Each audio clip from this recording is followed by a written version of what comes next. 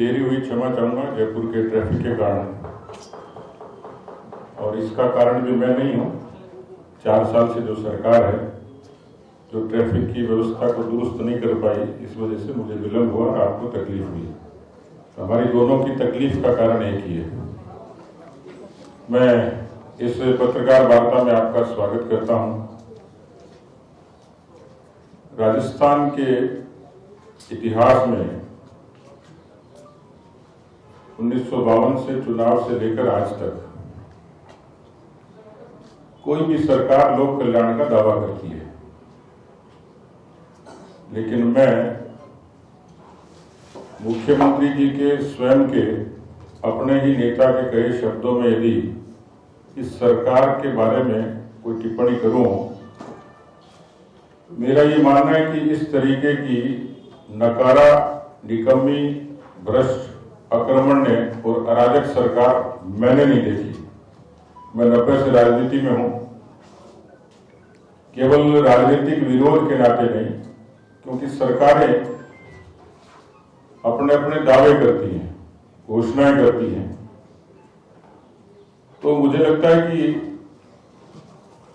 एक पारदर्शी तरीके से जनता की अदालत में बिना झूठ बोले, बिना किसी जो की गई घोषणा को धरातल पर उतारें।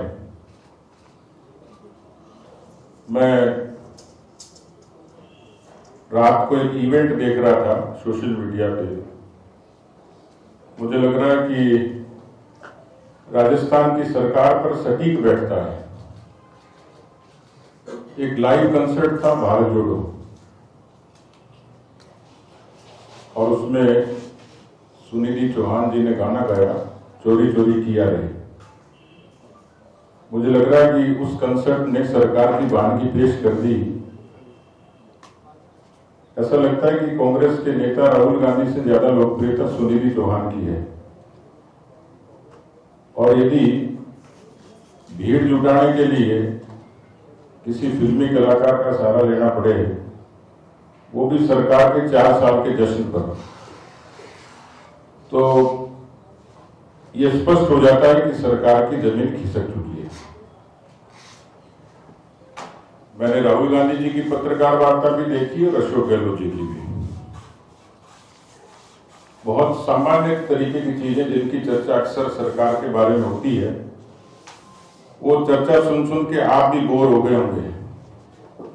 अपराध के, बेरोजगारी के, भ्रष्टाचार के ये आंकड़े जब अक्सर गिनाए जाते हैं तो आपको भी याद हो गए होंगे, और हम जैसे लोग तो सपने में भी यही बड़बड़ाते हैं। इसलिए मुझे लगता है कि पर ये तो हकीकत है कि अपराध से आप भी आंख नहीं मूंद सकते, और आपकी बिरादरी पर कितने हमले हुए जिसके बारे में आप लोग ही डिमांड करते थे कि पत्रकारों की सुरक्षा के लिए कोई कानून बनाया जाए। मैं उस बात से भी थोड़ा सा इतर, आज सुबह देखा तो लगभग 19 अखबारों में बड़े बड़े विज्ञापन थे। मुख्यमंत्री जी का मुस्कुराता हुआ चेहरा, दूसरे लीडर तो कोई है नहीं। इसमें पढ़ते पढ़ते मैंने कागज भी नहीं लिख पाया, मैंने इसी पर लिखना शुरू किया। 4 साल हो गए, 27 पेज का जन घोषणा पत्र है। इस पर 27 बड़े बड़े पन्ने हैं। ये कांग्रेस का जन घोषणा पत्र है। किसी ने इसको बाइबिल भी कहा कांग्रेस का। 426 बिंदु हैं, 27 पेज हैं, और मैंने इसको गिनती शुरू करी। ये जो बड़े बड़े विज्ञापन थे, विज्ञापन देने चाहिए, मेरा ये मत समझ लीजिएगा कि मैं विज्ञापन विरोधी हूं, लेकिन सरकार के 4 साल का जब विश्लेषण करेंगे तो ये तो देखना ही पड़ेगा कि इसमें इन्होंने कुल 19 काम गिनाए हैं। 27 बिंदु, 426 घोषणाएं और काम गिनाए 19। अब प्रश्न ये है कि कम से कम इस 19 की तहकीकात तो कर लें। इसमें इन्होंने लिखा मुख्यमंत्री चिरंजीवी स्वास्थ्य बीमा योजना। आपको सबको पता है कि भामाशाह स्वास्थ्य बीमा योजना भारतीय जनता पार्टी की वसुंधरा राजे सरकार की एक ऐसी योजना थी जिससे लाखों लोगों को संबल मिला था। भारत में आयुष्मान भारत योजना अपने आप में इतनी सक्षम है कि जिसने लोगों को, बड़ी संख्या में देश के करोड़ों लोगों को स्वास्थ्य बीमा का लाभ दिया। इस योजना का टाइटल बदल दिया और ये चिरंजीवी हो गई। मुझे चिरंजीवी के उनकी घोषणाओं पर ऐतराज नहीं, नाम बदल दिया, लेकिन मैंने देखा कि इस चिरंजीवी योजना की विफलता को लेके कांग्रेस पार्टी की ही एमएलए धरने पर बैठी थी, मेरी पार्टी की नहीं, उन्होंने सवाल उठाया। तो पहली घोषणा जो विज्ञापन के तौर पर है, उन्हीं की पार्टी के विधायक अस्पताल में धरने पर बैठती है। तो इस योजना की सार्थकता और सफलता का अंदाज आप लगा सकते हैं कि किस तरीके से योजना बदल के लोगों को दर दर भटकने पर मजबूर किया। वो दावा करेंगे कि हमने इतने कर दिए, तो दावा वैसा ही है जैसा जनता क्लिनिक के बारे में किया था। वहां न जनता है न क्लिनिक है। आप देख लीजिएगा आंकड़ों को कि विधानसभा के सत्र से पहले किसी छोटी मोटी इमारत को उतारकर उस पर जनता क्लिनिक लिख के उद्घाटन किया जाता है। मेरे ख्याल से दर्जन भर भी नहीं खुली, घोषणाएं खूब हुई थी। इसमें एक है सरकारी नौकरी। अब सरकारी नौकरियों का इनका दावा है कि 1.36 लाख लोगों को सरकारी नौकरी दी गई, 1.21 लाख की भर्तियां प्रक्रिया दी और 1 लाख अतिरिक्त पदों पर भर्ती करेंगे। राजस्थान में हर दूसरा ग्रेजुएट वो बेरोजगार है, 65 लाख के लगभग बेरोजगार है, जो एक सामान्य आंकड़ा है। और राजस्थान की जो बेरोजगारी दर है वो 18 में थी 5.2 और आज है 20.2, जो रिकॉर्डेड है।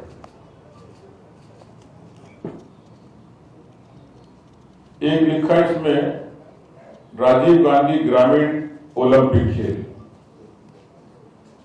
आपने इन आयोजनों की अव्यवस्थाओं के वीडियो देखे होंगे कि किस तरीके से रात को अंधेरे में बच्चियां इस बात के लिए ऐतराज कर रही थी कि उनको बुला तो लिया लेकिन उनकी रिहाइश की कोई व्यवस्था नहीं थी।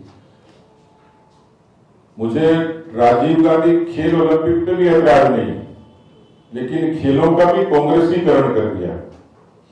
इसमें कितने खिलाड़ी तैयार हो गए, क्या माइलेज मिला होगा, लेकिन इसको सरकारी इंस्ट्रूमेंट बना दिया पूरे आयोजन को।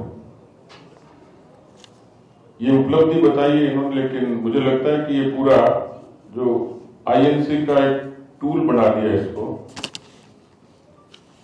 एक है इसमें Mahatma Gandhi English medium school. आप खुद जाके देखेंगे तो समझ में आ जाएगा। हिंदी स्कूलों में भी संसाधन पूरे नहीं है। 85,000 से ज्यादा पद अभी खाली हैं, लेकिन ये अंग्रेजी के स्कूल खोल के जिस तरीके की अव्यवस्थाओं का आलम हुआ, उसकी कोई बहुत पहले से प्लान नहीं था, कोई ब्लूप्रिंट नहीं था, उस पर कोई इस तरीके का एक्शन नहीं हुआ कि लोग उसका लाभ उठा सके। लेकिन क्योंकि हमारे मुख्यमंत्री जी घोषणा भी है, टाइटल चुराना जानते हैं और उसके आधार पर लोगों को लुभाने की कोशिश करते हैं। पर महात्मा गांधी अंग्रेजी स्कूलों की मैं अपनी जुबान से नहीं कहूंगा, आप अपनी तरफ से आप लोगों ने खूब लिखा है। एक है मुख्यमंत्री निःशुल्क यूनिफॉर्म वितरण योजना। मैंने एक आपकी कोई खबर देखी जिसमें कपड़ा बांट रहे हैं और मुख्यमंत्री जी कह रहे हैं कि दर्जी की व्यवस्था खुद को करनी पड़ेगी। तो ये आपने योजना तो गरीब बच्चों के लिए थी, जितने का कपड़ा हुआ उतना दर्जी का काम। लेकिन विसंगति बता रहा हूं कि खुद मुख्यमंत्री के हाथों से वितरित होते हुए, और वो खुद कह रहे हैं इस बात, मैं नहीं कह रहा।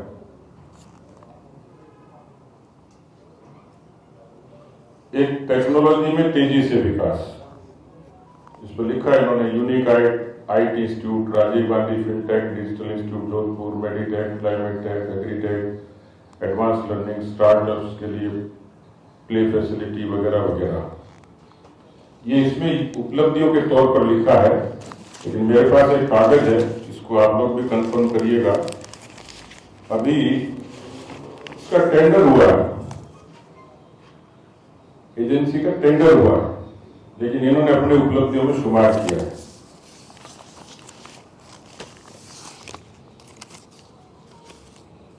अभी इन्होंने लिखा कि सस्ती घरेलू बिजली, कितनी बार फ्यूल चार्ज के नाम से 350 करोड़ का भी वजन कंज्यूमर पर, फिर किसानों को सस्ती बिजली, मुख्यमंत्री किसान मित्र ऊर्जा योजना। अब जो सब्सिडी बीजेपी के राज में 833 रुपए की प्रति माह दी जाती थी, उसको 2.5 वर्ष तक उसका जिक्र नहीं था। फिर लगा कि ये बड़ी पॉपुलिस्टिक चीज है तो इसको करना चाहिए, किया, लीपापोती की, लेकिन आज भी उसमें विसंगति है। लेकिन कहा तो है, पर 2.5 लाख किसान आज भी उनके कृषि कनेक्शन पेंडिंग है। ट्रांसफार्मर्स को 72 घंटे में बदलने की बात कही थी, 72 दिन में नहीं बदले जाते। 2.5 लाख कनेक्शन पेंडिंग होना अपने आप में किसानों का मित्र नहीं हो सकता, वो किसानों का शत्रु हो सकता है। तो मुझे लगता है इस योजना का नाम बदल देना चाहिए। एक लिखा है उन्होंने इंदिरा रसोई योजना,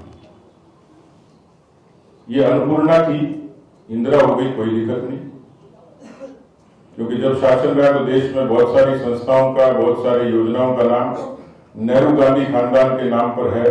इसमें भी कंपैरिजन करेंगे तो सरदार पटेल कम मिलेंगे, सुभाष चंद्र बोस कम मिलेंगे, कम मिलेंगे। अब ये इंदिरा रसोई योजना का मैंने तो एक वीडियो देखा था, मैं उस वीडियो का ज्यादा जिक्र नहीं करूंगा, आप समझ गए होंगे। ये अव्यवस्था का बड़ा कारण है।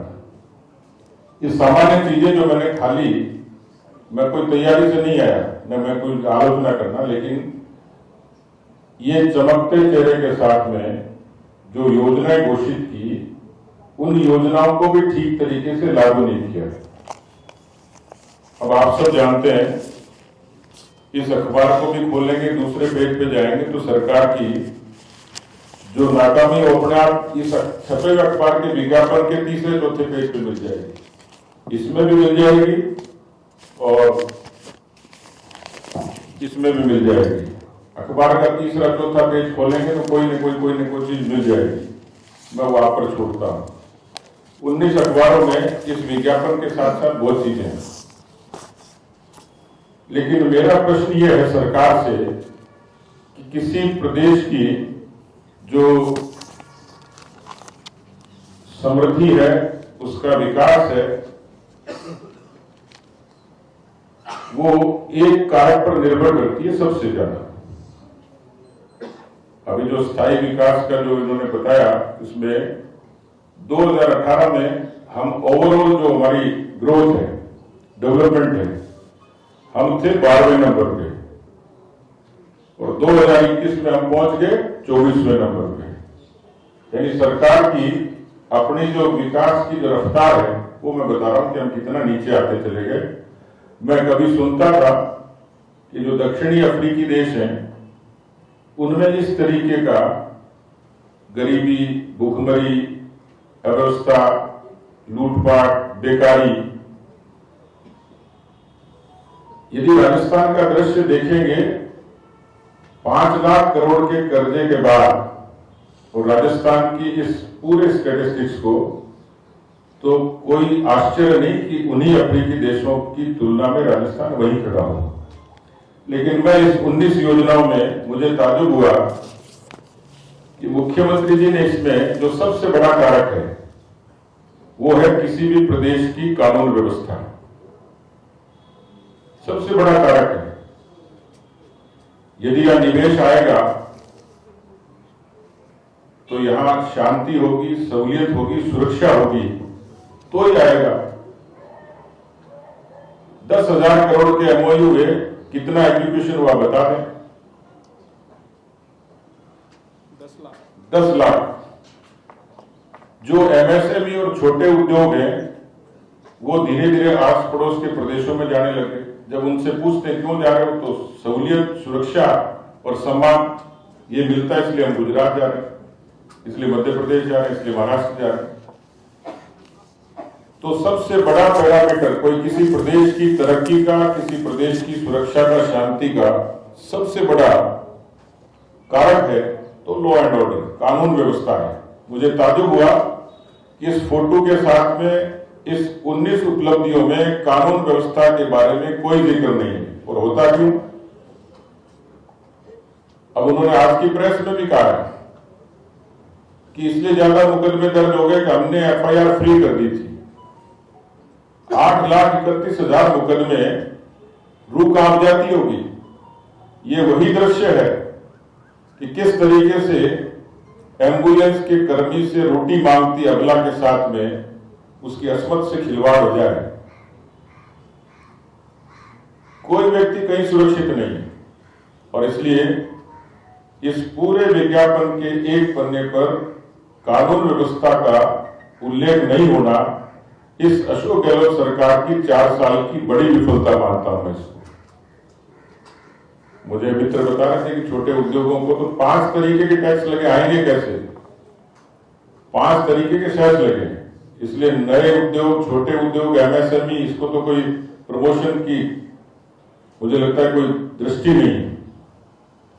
तो मित्रों, मेरे ख्याल से इस सरकार के बारे में जो कहा गया, जहां शुरुआत हुई थी इनकी, उसमें 4 वर्ष जनसेवा, सबका सम्मान, आगे बढ़ता राजस्थान, सेवा ही कर्म, सेवा ही धर्म, ये टाइटल है और इसके नीचे पूरी कहानी लिखी हुई। लेकिन मुझे लगता है कि राज्य की असंवेदनशील, अपारदर्शी, लापरवाह कांग्रेस सरकार के असफल 4 वर्ष पूर्ण होने पर मैं सांत्वना व्यक्त करता हूं। प्रदेश की बदहाली, कंगाली, अस्वस्थ जीवन के लिए सांत्वना देता हूं और इसलिए मैंने जन आक्रोश के माध्यम से राजस्थान की जनता को, राजस्थान के कार्यकर्ताओं को यह अपील की है कि आइए हम सब मिलकर राजस्थान के चहुमुखी विकास के लिए पूरी निष्ठा और संकल्पबद्धता से कदम उठाएं और मन, वचन, कर्म से इस बुरी सरकार को उखाड़ फेंकने के पुनीत काम में सहभागी बनकर अपनी भूमिका निभाएं। 4 साल की जो पूरी, मुझे लगता है कि आज के विज्ञापन पर मैंने इसलिए फोकस किया कि मैं रात को 1:30 बजे आया पोखरण से और स्वाभाविक है आपकी और हमारी आदत में कि सबसे पहले हम अखबार के पन्ने पलटते हैं। तो मुझे 19 अखबारों के उन सबसे बड़े पेज पर मुस्कुराते हुए चेहरे के साथ ये सारी वानगी दिखी और अंदर के पेज जो खोलते चला गया तो वही खबरें जो समाज को उद्वेलित करती हैं, वही खबरें जो प्रदेश को शर्मसार करती हैं, वही खबरें जो राजस्थान की सरकार के लोक कल्याण के दावे की पोल खोलती हैं। इसलिए मैंने इसको फोकस किया। आज 17 दिसंबर को सरकार के 4 साल पूरे हो गए, लेकिन किन परिस्थितियों में, किन हालातों में रही, आप लोगों के समक्ष है। वो कुछ भी दावा करेंगे, कुछ भी कहेंगे, लेकिन ये ध्रुव सत्य है कि सरकार के खिलाफ केवल एंटी इनकम्बेंसी नहीं है, रिजेंटमेंट है, आक्रोश है भारी। और उस आक्रोश का कारण ये सारे मुद्दे हैं। किसानों से कितनी ठगी हुई, ये मित्र की बात कर रहे हैं। 18,000 किसानों की जमीन है, ये मेरे विधानसभा के सवाल में सरकार ने जवाब दिया। 18,000 किसानों की जमीनें कुर्की के कगार पर है। 200 से ज्यादा किसानों ने आत्महत्याएं कर ली और उस दौर का एक लाइव वीडियो श्री गंगानगर के, रायसिंह नगर के, ठाकरी गांव के सोनलाल कटेल ने तो लाइव वीडियो जारी किया। ये ऐसी घटना मेरे जीवन में पहली बार देखी है कि किसी किसान ने कर्जे से तंग आकर अपने आप को और बलिदान कर दिया हो। तो मित्रों, इस सरकार के जो ये लिखे गए तो मैंने बताए, ये सरकार 99 के चक्कर में आई थी। 6 बीएसपी के लोगों को, जिसकी पिटीशन पेंडिंग है, आरोप तो हम पर लगाते थे, लेकिन 6 बीएसपी के हाथी हजम किए, सरकार बचाई उस सरकार के 4 साल के पूरे कालखंड को देखें तो कोरोना का कुप्रबंधन भी इनके हिस्से में है। 52 दिन की बाड़ेबंदी, दुनिया की कोई भी सरकार 52 दिन बाड़े में बंद नहीं थी। राजस्थान की अनूठी सरकार है जो बाड़े में बंद रही। यही पार्टी, यही सरकार जो अपने पीसीसी के चीफ को डिप्टी चीफ मिनिस्टर पर राजद्रोह का मुकदमा लगाती है। ऐसा देश के राजनीति में कभी अवसर नहीं आया कि जब किसी चुनी हुई किसी सरकार के 80 से ज्यादा विधायकों ने स्पीकर को विधिवत रूप से लिखित इस्तीफे पेश कर दिए हों। ये दिगर बात है कि उसमें हाईकोर्ट में भी पीआईएल हो गई, स्पीकर को भी फैसला करना है, लेकिन राजस्थान की जनता स्टेटस तो जानना चाह रही है कि सरकार कौन चला रहा है। जिन्होंने इस्तीफे दिए वो मंत्री पद पर काबिज है, वही फाइलों पर साइन कर रहे हैं, वही सरकार चला रहे हैं। तो 4 साल में मुझे लगता है कि सबसे ज्यादा ठगा कोई गया, सबसे ज्यादा अन्याय कोई हुआ, उससे पीड़ित कोई रहा तो राजस्थान की जनता रही। कांग्रेस के किस्सा कुर्सी के खेल ने राजस्थान की हर आवाम को ठगा। इसलिए मैं आज इस 4 साल में मेरा फर्ज था कि मैं आप सब लोगों के समक्ष सरकार की जो चुनी हुई कुछ चीजें जो उन्होंने कहा, जो करोड़ों रुपए के विज्ञापन के जरिए उन्होंने अपनी तस्वीर दिखाई है, वो आपके सामने पेश करूं। धन्यवाद।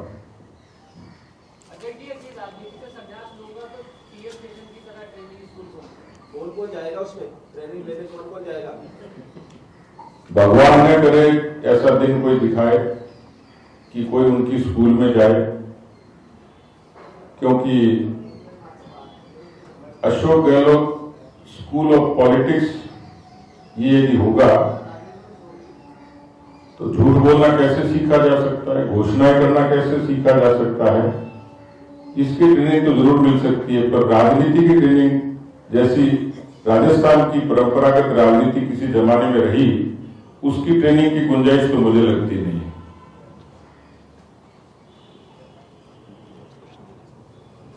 20 जनवरी से हाथ जोड़ो यात्रा निकालने वाले हैं कांग्रेस। आज प्रदेश अध्यक्ष ने कहा होंगे छोटा सा, आप भी कुछ ऐसी निकालेंगे क्या? जन आक्रोश ऐसा नहीं, उनको हाथ जोड़ने से काम नहीं चलेगा, उनको पैर भी पकड़ने पड़ेंगे, फिर भी परिणाम वही होगा जो मंजूर खुदा होता है। सर, आपने सरकार की प्रतिबद्धताएं गिरा दी, लेकिन आप भी मानते हैं कि बीजेपी भी विपक्ष के रूप में असफल साबित हुई है, क्योंकि रीट जैसा इतना बड़ा घोटाला हुआ, लेकिन उसमें भी न तो बीजेपी किसी भी आरोपित मंत्री का इस्तीफा करा पाई और न ही सीबीआई जांच करा पाई। ये आपका सवाल हो सकता है और आपकी सोच हो सकती है, लेकिन पिछले 4 वर्षों का मैंने जिक्र किया। 4 वर्षों में 2 साल कोरोना के कालखंड में गए, क्योंकि वो स्मृति से लोप हो जाती चीजें। 2 वर्षों में मुझे इस बात की खुशी है कि भारतीय जनता पार्टी का राजस्थान की इकाई का एक सामाजिक चेहरा लोगों के सामने आया। करोड़ों लोगों तक भोजन राशन से लेकर उपचार से लेकर देश के यशस्वी प्रधानमंत्री जी ने भारतीय जनता पार्टी के प्रयासों की देश में नहीं दुनिया में सराहना की, और इसकी चर्चा संयुक्त राष्ट्र संघ तक हुई कि जब किसी राजनीतिक दल ने सामाजिक सरोकार से जुड़ के इतने बड़े पैमाने पर, और उसका मैं खुद उदाहरण हूं क्योंकि मेरी जिम्मेवारी थी, मुझे इसलिए 2 बार संक्रमित होना पड़ा। जो 2 साल थे, उन 2 सालों का भी आप यदि पूरे राजस्थान के नक्शे को देखेंगे तो पूरे राजस्थान में बिजली की दरों से लेकर कानून व्यवस्था से लेकर रीट से लेकर, ये अलग बात है कि सीबीआई की जांच नहीं हुई, किसी मंत्री का इस्तीफा नहीं हुआ, ये तो सरकार नकटी थी, लेकिन मुझे लगता है कि सरकार में नैतिकता और ईमान होता, और आज नहीं तो कल पर राजस्थान की जनता ने उस चीज को ठीक से देखा है। रीट के आंदोलन को पार्टी ने, युवा मोर्चे ने, हमारे सभी मोर्चों ने मुखरता से उठाया, किसानों की कर्जा माफी को लेकर उठाया। तो ये कोई नहीं कह सकता, राजस्थान के यदि 7 संभागों की खबरों का कलेक्शन करेंगे, 100 से ज्यादा नेताओं पर गंभीर तरीके के मुकदमे प्रतिशोध के तौर पर राजस्थान की कांग्रेस पार्टी की सरकार ने दर्ज किए, और आज भी कई कार्यकर्ताओं को प्रताड़ित और पीड़ित किया जा रहा है। तो सदन में ऐसे अनेकों अवसर आए जब सरकार को झुकना पड़ा, एक नहीं अनेकों, और सदन के बाहर भी जहां अवसर लगा हमने प्रामाणिकता से अपनी बात रखी है। फैसला क्या होता है ये सरकार का काम है। मुख्यमंत्री कह रहे हैं कि सरकार ने जो योजनाएं लाए हैं और जो धरातल पर काम कर रही है उससे सरकार रिपीट करेगी और बीजेपी वाले हैं वो ऐसे ही बोलते रहेंगे। नहीं, बीजेपी तो उनको लगेगा ही कि बीजेपी वाले तो ऐसे ही बोलेंगे, जब तक कांग्रेस सरकार नहीं चली जाएगी तब ऐसे ही बोलते रहेंगे। लेकिन सरकार के रिपीट होने का कोई तार्किक कारण नहीं है। आप 90 के बाद का राजनीतिक इतिहास देखेंगे तो कोई भी सरकार रिपीट नहीं हुई। इसको कहते हैं परसेप्शन, जन धारणा। आप और मैं तय नहीं करते, न अशोक जी तय करते, गांव में बैठा हुआ आदमी तय करता है। ये जो पैरामीटर बताए इस आधार पर सरकार के खिलाफ केवल एंटी इनकम्बेंसी नहीं है, रिजेंटमेंट है। ये आक्रोश ही सरकार के जाने का कारण बनेगा। नंबर 2, तीसरा कारण है कि 14 का जो मोदी जी का आगमन था वो कांग्रेस के कुराज के खिलाफ था। 19 का आगमन पॉलिटिक्स और परफॉर्मेंस पे था। आज राजस्थान की असंख्य जनता उज्ज्वला से लेकर, आवास से लेकर, भारत जोड़ो से लेकर, भारतमाला से लेकर, रेलवे के इन्वेस्टमेंट से लेकर जितनी तमाम योजनाएं हैं उन योजनाओं का प्रत्यक्ष लाभ, इसलिए 2 करोड़ से भी ज्यादा डायरेक्ट बेनिफिशियरीज हैं जिन्होंने मोदी सरकार की योजनाओं का लाभ लिया है।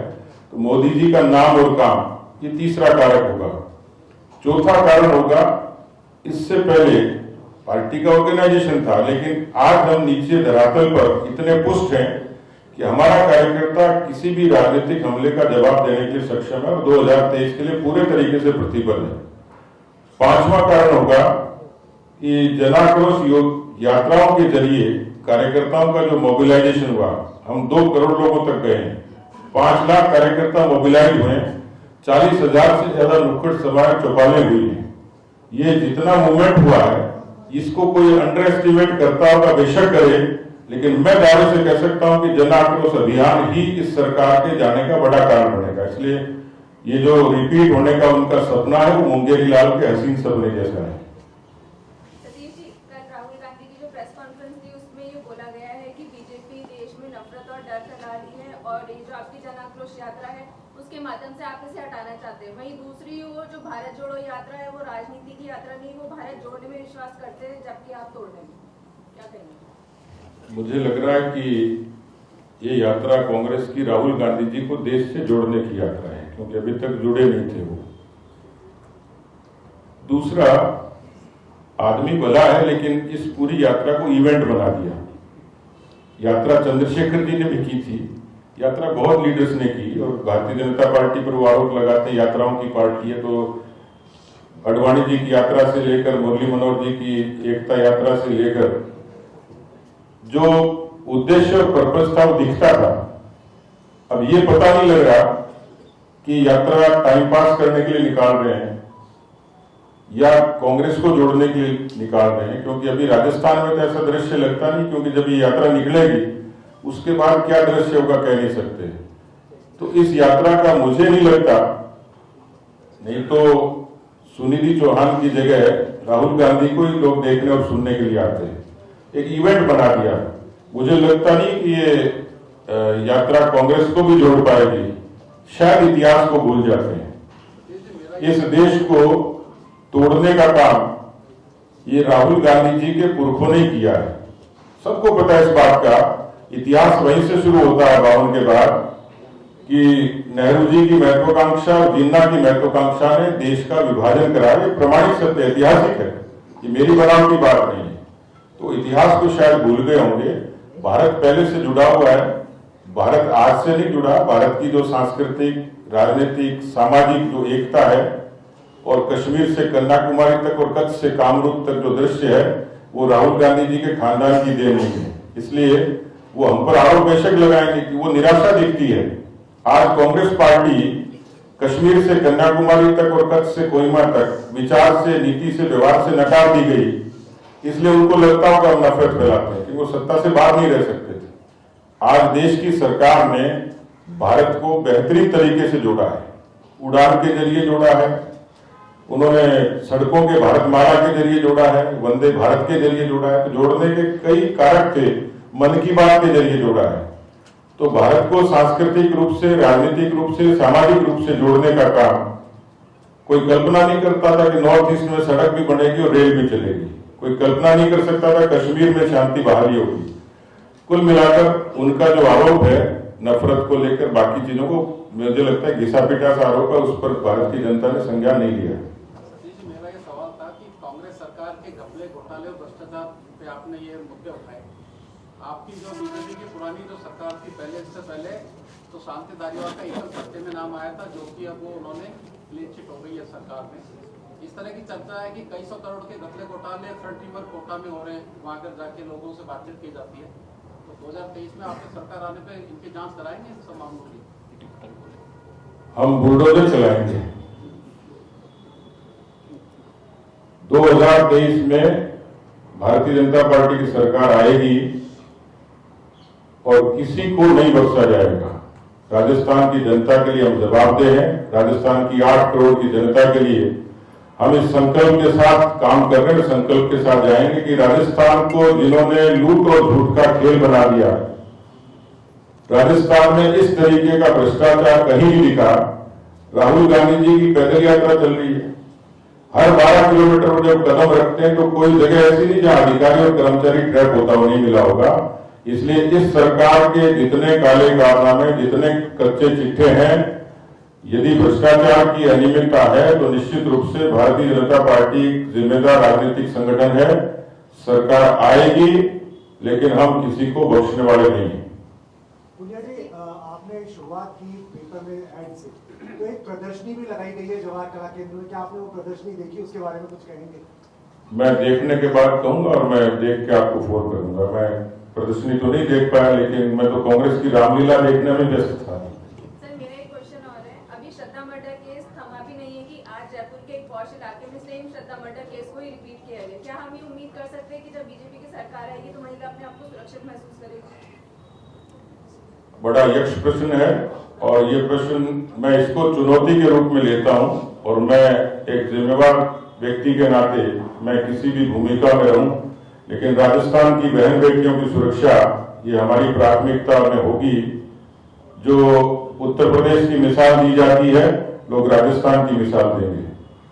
सतीश जी, सरकार 4 साल का जश्न मना रही हो और मुख्यमंत्री के गृह जिले में इस प्रकार का जो मातम छाया हुआ है, उसको लेकर क्या कहेंगे आप? देखिए, मैं कल मेरी दूसरी विजिट थी, जो घूंगरा गांव है, जो गैस सिलेंडर ब्लास्ट हुआ, मैं उसको वर्णन नहीं कर सकता। न तो उनके जो मरीज उनको देखा जा सकता, न उस मौके को देखा जा सकता, लेकिन मैं इसलिए मैंने जिक्र किया। मैं थोड़ा उसको मर्यादा में बोल गया, लेकिन इससे बड़ा दुर्भाग्य नहीं हो सकता कि मुख्यमंत्री के गृह क्षेत्र में इतनी बड़ी त्रासदी हो जाए और उसी कंसर्ट में जयपुर के उस अल्बर्ट हॉल में राहुल गांधी को रेड कारपेट बिछा के चोरी चोरी किया है, इस तरीके के और आयोजन होते हो। क्या मुख्यमंत्री की आत्मा काफी नहीं होगी? धन्यवाद, थैंक यू।